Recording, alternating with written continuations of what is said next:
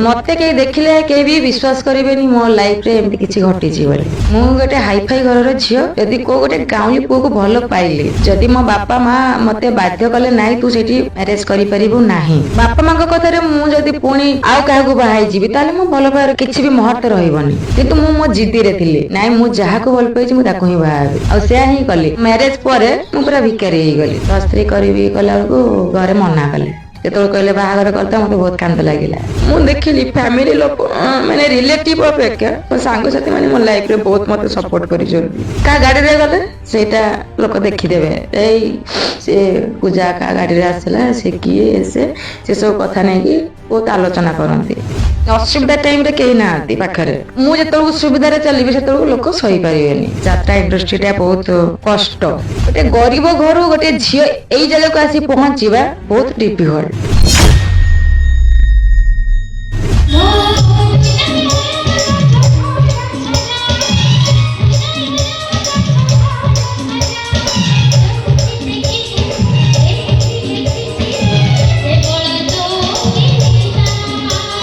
जे कौन यात्रा अनुष्ठान रे जने चुलबुली नायिका नथिले से यात्रा देखा दर्शक माने ना पसंद कर दियंती।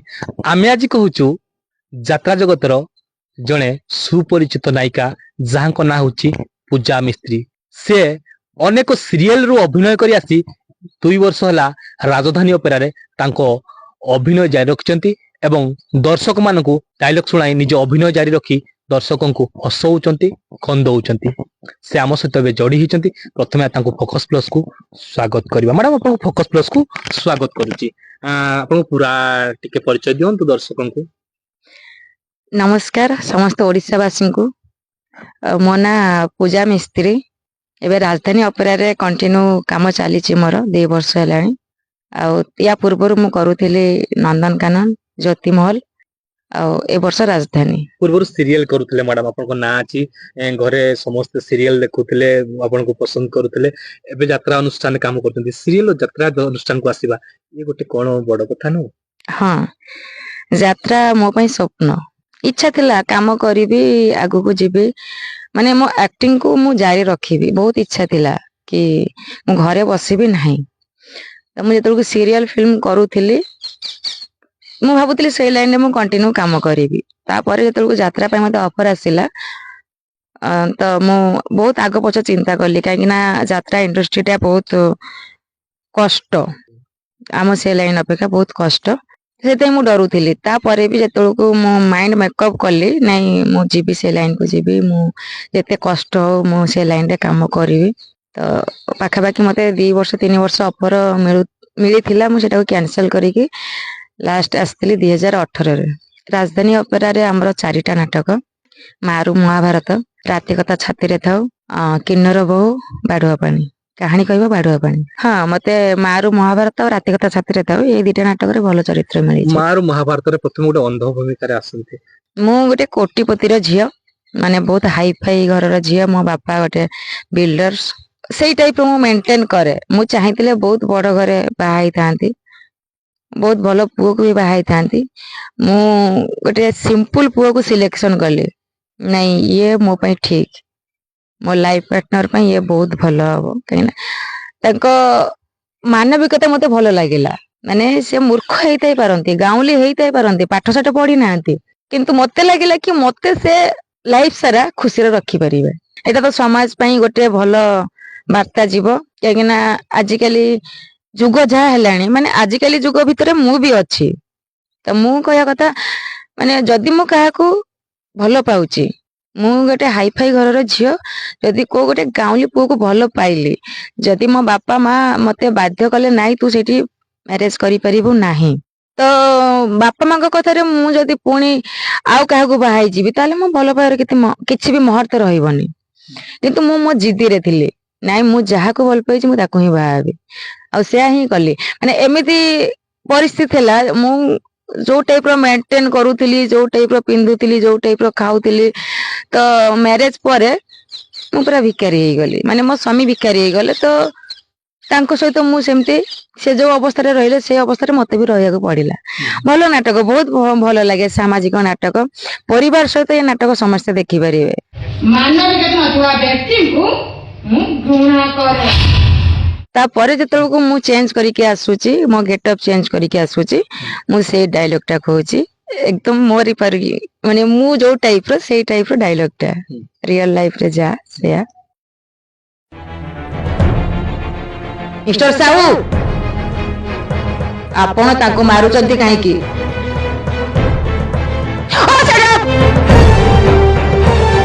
ଇଏ ହଉଛନ୍ତି ଜଣେ ପ୍ରତିଭାବାନ ବ୍ୟକ୍ତି, ଏଙ୍କ ମାନବିକତା ମତେ ମୁଗ୍ଧ କରିଛି। ଆଉ ଆମ କମ୍ପାନୀ ତରଫରୁ ଦିଆଯାଉଥିବା ମାନବିକତା ସମ୍ମାନ ବ୍ୟକ୍ତିଙ୍କୁ ଆପଣ ମାରୁଛନ୍ତି।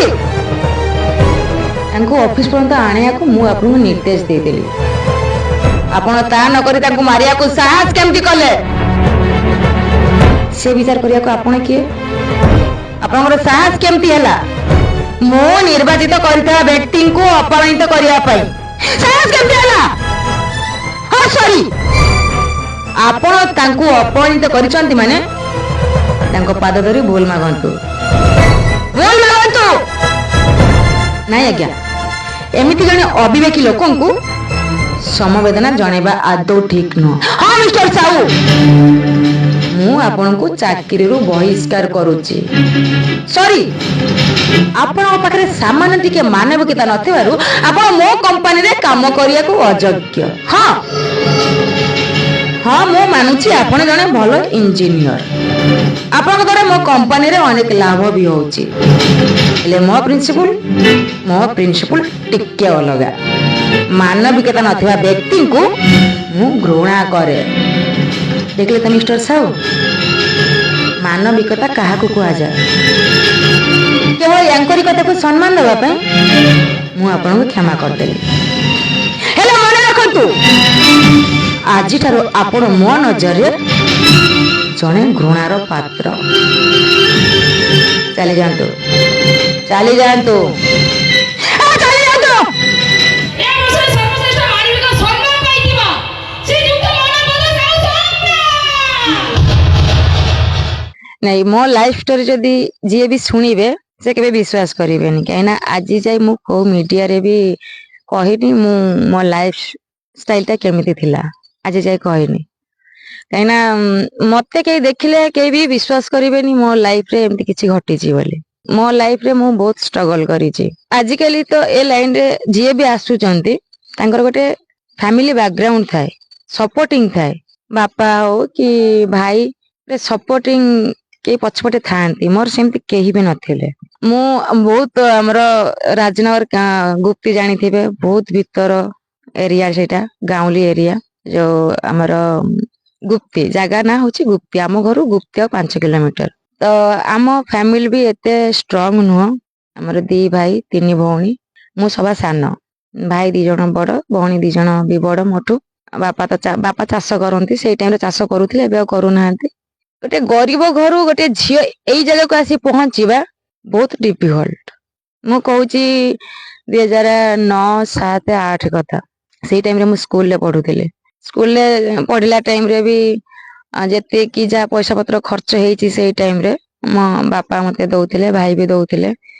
ସେଇ ଟାଇମରେ ବି ମୁଁ ଟିଉସନ ବି ଏତେଟା ହେଇନି, କାହିଁକିନା ଟିଉସନ ପାଇଁ ବି ଯାହାହେଲେ ବି 200 ଟଙ୍କା ମାସକୁ କି 150 ଟଙ୍କା ମାସକୁ। ତ ମୁଁ ଟିଉସନ ବି ହେଇପାରିନଥିଲି ବହୁତ। ସେଇ ଘରେ ଯାହା ଯେତିକି ପଢୁଥିଲି, ବନବିହାରୀ ଯୋଉ ହାଇସ୍କୁଲ ଗୋପାଳପୁର ମୋ ସ୍କୁଲ ନା, ସେଇଠି ମୁଁ 2009ରେ ମାଟ୍ରିକ ପରୀକ୍ଷା ଦେଇଥିଲି। ମାଟ୍ରିକ ପରେ ପରେ ଯେତେବେଳେ ମୋ ରେଜଲ୍ଟ ବାହାରିଲା, ମୁଁ ସେଇ ପାଖାପାଖି ଗୋଟେ କଲେଜରେ ନୁଧା ବସନ୍ତରେ ମୁଁ +2 ଆଡମିସନ କରିଥିଲି। 2 ବର୍ଷ 2010-11 ମୁଁ ସେଇଠି ପାଠ ପଢିଲି। ଯେତେବେଳକୁ ମୋର ସେକେଣ୍ଡ ଇୟର କମ୍ପ୍ଲିଟ ହେଲା, ମୋ ରେଜଲ୍ଟ ବାହାରିଲା ଯେତେବେଳକୁ, ମୋ ବଡ ଭାଇଙ୍କର ମୁଣ୍ଡ ଖରାପ ହେଇଗଲା ହଠାତ୍। ତା ବ୍ରେନ କିଛି କାମ କଲାନି। ସେଇ ଭାଇ ମତେ ଯେତେବେଳକୁ ମୁଁ +2 ଆଡମିସନ କରିଥିଲି, ମୋ ପାଇଁ ସାଇକେଲ, ମାନେ ସେଇ ଟାଇମରେ ସାଇକେଲ କି ଖଣ୍ଡେ ଡ୍ରେସ ବହୁତ ଇମ୍ପୋର୍ଟାନ୍ସ ରଖୁଥିଲା ଲାଇଫରେ। କାହିଁକିନା କଲେଜ ଯିବାକୁ ହେଲେ ପ୍ରାୟ ଯାହା ବାପାର ପଇସା ଅଛି, ଯାହା ଭାଇର ପଇସା ଅଛି, ଯାହା ଫ୍ୟାମିଲି ବ୍ୟାକଗ୍ରାଉଣ୍ଡ ଭଲ ଅଛି, ସେମାନେ ଗୋଟେ ସାଇକେଲ ନେଲେ ଜାଣିବେ କି ତାର ଫ୍ୟାମିଲି ବ୍ୟାକଗ୍ରାଉଣ୍ଡ ଟା ଭଲ ଥିବ, ସେଥିପାଇଁ ସେ ସାଇକେଲ ଟା ନେଇକି ଯାଉଛି। ମୋର ସେତେବେଳକୁ ମୋ ଭାଇ ଦେଇଥିଲେ, ଭାଇ ଯେତେବେଳେ ଯାଇ ଭଲ ଥିଲେ ସେତେବେଳେ ଯାଇ ମୁଁ ଠିକ ଥିଲି। ତାପରେ ଯେତେବେଳକୁ ରେଜଲ୍ଟ ବାହାରିଲା, ମୋର ଯୋଉ ଦିନ ରେଜଲ୍ଟ ବାହାରିଲା, ସେକେଣ୍ଡ ଡିଭିଜନ ହେଇଥିଲା, ସେଇଦିନ ମୋ ଭାଇର ମୁଣ୍ଡ ଖରାପ ହେଇଗଲା। ଯେତେବେଳକୁ ସେକେଣ୍ଡ ଡିଭିଜନ ହେଲା ପରେ ମୁଁ କହିଲି ମୋର ତ ଭଲ ରେଜଲ୍ଟ ଆସିଛି, ମୁଁ +3 ବି କରିବି। +3 କରିବି କଲା ବେଳକୁ ଘରେ ମନା କଲେ ଏଥିପାଇଁ ଭାଇ ଆଉ ପଇସା ପତ୍ର ଦେଇପାରିବେନି, ଆଉ ବାପା ବି ଆଉ କେତେ ଦେବେ। ସେତେବେଳକୁ ମୁଁ କହିଲି ମୁଁ କେନ୍ଦ୍ରାପଡ଼ା କଲେଜରେ ପଢିବି, ଆଉ ଏଠି ପଢିବିନି, କେନ୍ଦ୍ରାପଡ଼ା ଯିବି, ସେଇଠି ପଢିବି। ବାହାରକୁ ଆସିଲେ ଜାଣିଥିବେ କି ଯେତିକି ବାହାରକୁ ଯିବେ ସେତିକି ପଇସା ଖର୍ଚ୍ଚ, ସେତିକି ମୋ ଫ୍ୟାମିଲି ଦବା ପାଇଁ ସକ୍ଷମ ନଥିଲେ। ତାପରେ ବି ମୁଁ ସେଇ ଟାଇମରେ ତ ମୁଁ ଜଷ୍ଟ କେତେ 15-16 ବର୍ଷ ବୟସ ହେଇଥାଏ। ମୁଁ ମୋ ଦିଦିଙ୍କି ବି ପଇସା ମାଗିଲି, ଦିଦି ପଇସା ଦେ, +3 ଆଡମିସନ କରିବି। ବାପା ମତେ ମନା କରୁଛନ୍ତି, ସାନ ଭାଇ କହୁଛନ୍ତି ଆଉ ପାଠ ପଢି କଣ ହବ, ବାହାଘର କରିଦବା। ଯେତେବେଳେ କହିଲେ ବାହାଘର କରିଦବା ମତେ ବହୁତ କାନ୍ଦ ଲାଗିଲା। ତାପରେ ମୁଁ ରାତିରେ ଦିଦି ଘରକୁ ପଳେଇଲି। ସେ ଦିଦି ଘର ସେଠି ପାଖାପାଖି ଥାଏ ତ ରାମନଗର, ମୁଁ ପଳେଇଥିଲି ଦିଦି ଘରକୁ। ଦିଦିକି ଯେତେବେଳକୁ ମାଗିଲି ପଇସା, ସେ ମନା କଲେ।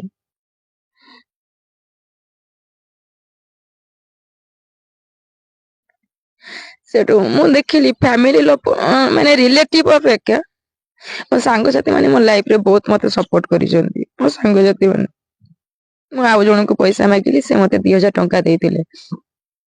ମୁଁ ଆସିକି ଆଡମିସନ କଲି କେନ୍ଦ୍ରାପଡ଼ା କଲେଜରେ। ସେଇଠି 2 ବର୍ଷ ପାଠ ପଢିଲି, 3 ବର୍ଷ ପାଠ ପଢିଲି। ସେଇ ଯୋଉ ଫାର୍ଷ୍ଟ ଇୟର ମୁଁ ଆଡମିସନ କଲି, ସେଇ ଟାଇମରେ ମୁଁ ଚଳିବା ପାଇଁ ବହୁତ ଅସୁବିଧା ହେଲା। ବାଜାଜ ଶୋରୁମ କେନ୍ଦ୍ରାପଡ଼ା, ସେଇଠି ମୁଁ ପାର୍ଟ ଟାଇମ ଜବ କଲି। 3000 ଲେଖା ଦଉଥିଲେ। ପାର୍ଟ ଟାଇମ ଜବ ଆଉ କେତେ ଦେବେ, 3000 ଲେଖା ଦଉଥିଲେ। ସେଇ 3000ରେ ମୁଁ ଭଲସେ ଚଳି ଯାଉଥିଲି। ମାନେ ଆଉ ମୋ ଖର୍ଚ୍ଚ ପାଇଁ ମୁଁ ଘରେ ପଇସା ମାଗିଲିନି। ସେଇ ଟାଇମରେ ମୁଁ ଭାବିଲି ଯଦି ନିଜେ ରୋଜଗାର କରିବେ ତାହେଲେ ସମସ୍ତେ ଭଲ, କାହାକୁ କେତେ ମାଗିବେ, କେହି ଆଜି ଯାଇ ମତେ ପଇସା ଦେଇନାହାନ୍ତି। ସେଇ 2 ବର୍ଷ ଖଣ୍ଡେ ମୁଁ ବହୁତ କଷ୍ଟ କରିଛି। ଫାର୍ଷ୍ଟ ଇୟର ଆଉ ସେକେଣ୍ଡ ଇୟର ବହୁତ କଷ୍ଟ କରିଛି। ତାପରେ କଥାରେ ନାହିଁ କି ଯେ ଲାଇଫରେ କଷ୍ଟ କରିବେ ସେ ହିଁ ଆଗକୁ ଯିବେ। ମୁଁ ବହୁତ ସଂଘର୍ଷ କରିଛି, ମୋ କ୍ୟାରିୟରକୁ ନେଇକି ବହୁତ ସଂଘର୍ଷ କରିଛି। ତାପରେ ଯେତେବେଳେ ମୁଁ ଆସିଲି କେନ୍ଦ୍ରାପଡ଼ା କଲେଜରେ ଆସିଲି, ଆମ ଗାଁ ଲୋକ ମତେ ବହୁତ କଥା କହିଲେ। ମାନେ ମତେ କହିଲେ କି ମୋ ବାପାଙ୍କୁ ବି କହିଲେ। ଧର ମୁଁ କେନ୍ଦ୍ରାପଡ଼ା କଲେଜରେ ପଢୁଥିଲି, ଯେତେବେଳକୁ ଘରକୁ ଯାଏ, ହଷ୍ଟେଲରେ ରହିଲି ତାପରେ ଯେତେବେଳକୁ ଘରକୁ ଯାଏ, ଯଦି ଆମ ଗାଁରେ କିଏ ଦେଖା ହେଇଗଲେ କି ଆମ ଗାଁ ପାଖାପାଖି କିଏ ଦେଖା ହେଇଗଲେ, ମୁଁ ଭାବେ କଣ ବସରେ ଗଲେ ଏବେ 100 ଟଙ୍କା ଖର୍ଚ୍ଚ ହବ, କିଏ ଗୋଟେ ଦେଖା ହେଇଗଲେ ତା ସହିତ ମୁଁ ପଳେଇଯାଏ। କାହା ଗାଡିରେ ଗଲେ ସେଇଟା ଲୋକ ଦେଖିଦେବେ, ସେ ପୂଜା କାହା ଗାଡିରେ ଆସିଲା, ସେ କିଏ, ସେ ସବୁ କଥା ନେଇକି ବହୁତ ଆଲୋଚନା କରନ୍ତି। ମୁଁ ଆସ୍ତେ ଆସ୍ତେ ଦେଖିଲି ଲୋକମାନେ ଅସୁବିଧା ଟାଇମରେ କେହି ନାହାନ୍ତି ପାଖରେ, କିନ୍ତୁ ମୁଁ ଯେତେବେଳକୁ ସୁବିଧାରେ ଚାଲିବି ସେତେବେଳକୁ ଲୋକ ସହିପାରିବେନି, ସେଇଟା ମୁଁ ଭାବିଲି। ତାପରେ ସେଇ ଯୋଉ 1 ବର୍ଷ ମୁଁ ଚାକିରି କଲି ବାଜାଜ ଶୋରୁମରେ, ମତେ ବହୁତ ଭଲ ପାଇଗଲେ ସମସ୍ତେ। ଆମ ମାଲିକ, ମ୍ୟାନେଜର, ମାଲିକଙ୍କ ମିସେସ୍ ବହୁତ ଭଲ ପାଇଲେ। ମୁଁ ଯେତେବେଳେ ବି ମୁଁ ଡ୍ୟୁଟି ଦିନେ 2 ଦିନ ଯିବିନି, ମତେ ବି ସେ ଦିନେ 2 ଦିନର ବି ପେମେଣ୍ଟ କାଟନ୍ତିନି, ମାସିକିଆ ମତେ ଦରମା ଦେଇ ଦିଅନ୍ତି। ସେଇ ଟାଇମରେ 3000 ଟଙ୍କା ମୋ ପାଇଁ ବହୁତ ଥିଲା। ମୁଁ ହଷ୍ଟେଲ ଖର୍ଚ୍ଚ ଦଉଥିଲି, ମୋ ପର୍ସନାଲ ଖର୍ଚ୍ଚ ବି ସେଇଥିରେ ହେଇଯାଉଥିଲା। ସେ ଯୋଉ ଫାର୍ଷ୍ଟ ଇୟର ସେକେଣ୍ଡ ଇୟରରେ ମତେ ହଠାତ୍ ମୁଁ ଗୋଟେ ଡ୍ୟାନ୍ସ କ୍ଲାସରେ ଡ୍ୟାନ୍ସ ଶିଖିବାକୁ ଯାଉଥିଲି, ବିଗ୍ ବି ଡ୍ୟାନ୍ସ ଗ୍ରୁପ। ସେଇ ଯୋଉ ବିଗ୍ ବି ଡ୍ୟାନ୍ସ ଗ୍ରୁପର ଯିଏ ହେଡ ମାଷ୍ଟର, ଯିଏ ବାପ ଭାଇ, ସେ ମତେ ବି ବହୁତ ସପୋର୍ଟ କରିଛନ୍ତି। ଯେତେବେଳକୁ ମୁଁ ଡ୍ୟାନ୍ସ କ୍ଲାସ ଗଲି, ମୋର ସୁବିଧା ଅସୁବିଧା ସବୁ ଶୁଣିଲେ, ଯେତେବେଳକୁ ମତେ ବହୁତ ସପୋର୍ଟ କଲେ। ଯେତେବେଳକୁ ମୁଁ ଡ୍ୟାନ୍ସ ଶିଖିଲି, ମତେ ବି ଏତେଟା ଡ୍ୟାନ୍ସ ଆସେନି। ଏମାନେ କଣ ଛୋଟବେଳୁ ଡ୍ୟାନ୍ସ ଶିଖିଛନ୍ତି, ମୁଁ ଟୋଟାଲି ଡ୍ୟାନ୍ସ ଶିଖିନଥିଲି। ମୁଁ ହଠାତ୍ ଗୋଟେ ଏଣ୍ଟ୍ରି କରିଗଲି। ସେଇ ଯୋଉ ଡ୍ୟାନ୍ସ କ୍ଲାସ ମୁଁ ଯାଏ, ଯିବା ଆସିବା କରେ, ଟିକେ ମଝିରେ ମଝିରେ ଟିକେ ଡ୍ୟାନ୍ସ ଫ୍ୟାନ୍ସ କରେ। ସେଇ ବାପ ଭାଇଙ୍କ ଅଫର ଆସିଥିଲା, ଗୋଟେ ଭଲ ହିରୋଇନ ଦିଅ, ଆମେ ମ୍ୟୁଜିକ ଭିଡିଓ କରିବୁ। ସେ ସେତେବେଳକୁ ମତେ ସଜେଷ୍ଟ କରିଥିଲେ, ଆମର ଗୋଟେ ଭଲ ଝିଅଟା ଅଛି, ତାଙ୍କୁ ନିଅ। ତ ସେ ମତେ ସେଇଠୁ ନେଇଥିଲେ। ମୁଁ ହଁ ମ୍ୟୁଜିକ ଭିଡିଓ ଯୋଉ କହୁଥିଲି 2ଟା କରିଥିଲି, ଆଉ ଗୋଟେ ରାଧା ବିନା କୃଷ୍ଣ ଅଧା, ଓଡାଶୁଣୀ ପାହାଡ କେନ୍ଦ୍ରାପଡା ଯୋଉ, ହଁ ସେଇଠି ସୁଟିଂ ହେଇଥିଲା। ସେଇ ଟାଇମରେ ମୁଁ ବହୁତ ପତଳା ଥିଲି। ସେଇଟା ରିଲିଜ ହେଲା ପରେ ବିଶ୍ୱାସ କରନ୍ତୁ, ବୋଧେ ଭଗବାନଙ୍କର ମୋ ଉପରେ ଆଶୀର୍ବାଦ ଥିଲା। ଆଉ ବାପା ମା ମୋ ପାଇଁ କିଛି କରି ନାହାନ୍ତି ସତ, କିନ୍ତୁ ବାପା ମାଙ୍କର ଆଶୀର୍ବାଦ ଟା ମୁଁ ଭାବେ ମୋ ଉପରେ ଅଛି। ସେ ହୁଏତ ପରିସ୍ଥିତିରେ ପଡିକି ମୋ ପାଇଁ କିଛି କରିପାରି ନାହାନ୍ତି। ସେଥିପାଇଁ ମୁଁ ଭାବେ ମୁଁ ଯୋଉ ଏତେ ଆଗକୁ ଆସିଛି, ଏତେ ନାଁ କରୁଛି, 10 ଜଣ ମତେ ଚିହ୍ନୁଛନ୍ତି, ତ ନିହାତି କୋଉଠି ନା କୋଉଠି ମୋ ବାପା ମାଙ୍କ ଆଶୀର୍ବାଦ ଅଛି। ସେ ଯୋଉ ଗୀତ ରିଲିଜ ହେଲା ତାପରେ ପରେ ମତେ ଗଞ୍ଜାଲଡେ ଫିଲ୍ମ ପାଇଁ ଅଫର ଆସିଥିଲା। ହଁ, ମାନେ ବିଶ୍ୱାସ କରନ୍ତୁ ମୁଁ ସେଇ ଟାଇମରେ ଏତେ ଖୁସି ହେଇଯାଇଥିଲି ମୁଁ କମ୍ପଲସରି ସେ ଫିଲ୍ମ କରିବି ବୋଲି ଭାବିଲି। ସଂଘର୍ଷର ସଫଳତା ହଁ ମିଳିଥିଲା। ହଁ, ହଠାତ୍ ମୋ ଷ୍ଟ୍ରଗଲ ଲାଇଫ ଚାଲିଛି, ତା ଭିତରେ ମତେ ଫିଲ୍ମ ପାଇଁ ଅଫର ଆସିଲା। ୟାଠୁ ବଡ କଥା ଆଉ କଣ ଅଛି। ଆସିକି ମୁଁ ସେଇ କେନ୍ଦ୍ରାପଡା କଲେଜରେ ପାଠ ପଢୁଥାଏ, ଏପଟେ ଆସିକି ସୁଟିଂ କରୁଥାଏ। ଖୋର୍ଦ୍ଧା ନରଣଗଡରେ ସୁଟିଂ ହଉଥିଲା, ଭୁବନେଶ୍ୱରରେ ବି ସୁଟିଂ ହେଇଥିଲା, କଟକରେ ବି ସୁଟିଂ ହେଇଥିଲା। ତାପରେ ସେ ସୁଟିଂ କଲା ପରେ ଏମିତି ମୋ ଭାଗ୍ୟ ଖୋଲିଗଲା, ମତେ ଲାଗିଲା କି ମାନେ ମୋ ଲାଇଫରେ ବୋଧେ ନୂଆ କଣ ଗୋଟେ ମୁଁ ପାଇଗଲି। ମାନେ ହଠାତ୍ ମୋ ଲାଇଫ ଟା ଚେଞ୍ଜ ହେଇଗଲା ସେଇଠୁ। ତାପରେ ପରେ ଆପଣ ସିରିଏଲ ଗଲେ, ସିରିଏଲରୁ ଯାତ୍ରାକୁ ଆସିଲେ। ହଁ, ତାପରେ ସେଇ କଣ୍ଟିନ୍ୟୁ ସେଇ ଫିଲ୍ମ, ସେଇ ସିରିଏଲ, ସେଇ ଆଲବମ କଣ୍ଟିନ୍ୟୁ ଗୋଟେ ଆଲବମ କରିବି ଟଙ୍କା 2000 ଟଙ୍କା 3000 ସେଇ ଟାଇମ ରେ। ସୋରୁମ ରୁ ଗୋଟେ ଚାକିରି କଲେ, ପୁଣି ଆଲବମ କୁ ଗଲେ, ପୁଣି ମାନେ ହଁ ଜୀବନ କହିବା ସଂଘର୍ଷ କାହାଣୀ। ଆଜ୍ଞା। ଶୁଣୁଥିଲେ ସିଧାସଳଖ ଭାବରେ ଆମେ ପ୍ରତିକ୍ରିୟା ନେଉଥିଲେ, ଆଲୋଚନା କରୁଥିଲେ। ଯିଏ ରହିଛନ୍ତି ପୂଜା ମିସ୍ତ୍ରୀ, ବର୍ତ୍ତମାନ ରାଜଧାନୀ ଅପେରାରେ ତାଙ୍କର ନାଟକ ଜାରି ରଖିଛନ୍ତି ଚୁଲବୁଲି ନାୟିକା ହିସାବରେ। ଯେମିତି ଆମେ ତ ତାଙ୍କ ସହିତ କଥା ହେଲେ, କିନ୍ତୁ କନ୍ଦେଇ ବି ଦେଲେ। ଯେତେବେଳେ ଜଣେ ସଂଘର୍ଷ ଜୀବନ କଥା କୁହାଯାଏ, ଗୋଟେ ସଂଘର୍ଷ ଜୀବନ, ଗୋଟେ ମୁଁ କଥା ତାଙ୍କଠୁ ଶୁଣୁ ନେଉଥିଲି ଯେ ବାପା ମା ମୋ ପାଇଁ କିଛି କରିନାହାନ୍ତି ସତ, କିନ୍ତୁ ତାଙ୍କ ଆଶୀର୍ବାଦ ପାଇଁ ମୁଁ ଆଜି ଆଗକୁ ବଢି ପାରିପାରିଛି। ଯେତେବେଳେ ସେ କହୁଥିଲେ 3000 ଟଙ୍କା ପାଇଁ ଗୋଟେ ବାଜାଜ ସୋରୁମ ରେ କାମ କରୁଥିଲେ, 2008 ମସିହାରେ 3000 ଟଙ୍କା ବି ସେତେବେଳେ 30,000 ଟଙ୍କା ଥିଲା। ସେମିତି ଯେମିତି ତାପରେ ପରେ ସେ ଅଫର ଆସିଥିଲା, ତାଙ୍କୁ ଆଲବମ କଥା କହୁଥିଲେ, ପୁଣି ଗୋଟେ ଗଞ୍ଜା ଲଢେଇ ଫିଲ୍ମ ଥିଲା, ସେ ଫିଲ୍ମରେ ଅଭିନୟ କଲେ, ସିରିଏଲ ଅନେକ ସିରିଏଲ ବି କରିଛନ୍ତି। ଏବେ ସେ ଯାତ୍ରା ଜଗତରେ ଜଣେ ଯେମିତି ରାଜଧାନୀ ଅପେରାର ନମ୍ବର 1 ହିରୋଇନ ଭାବରେ କାର୍ଯ୍ୟ କରି ଚଲାଇ ଦର୍ଶକଙ୍କୁ ମନ ଜିଣି ଆସୁଛନ୍ତି।